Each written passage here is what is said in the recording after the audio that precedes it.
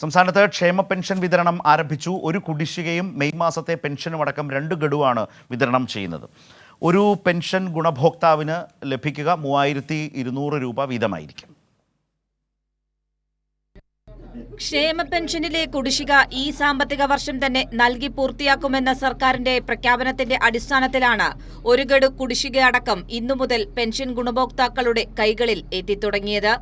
1600 രൂപ വീതമാണ് ഗുണഭോക്താക്കൾക്ക് പെൻഷൻ ലഭിക്കുക.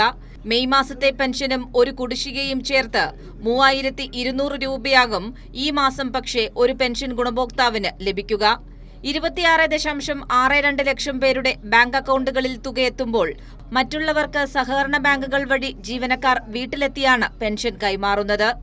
62 ലക്ഷം പേരാണ് സംസ്ഥാനത്ത് പെൻഷൻ ഗുണഭോക്താക്കളായി ഉള്ളത്.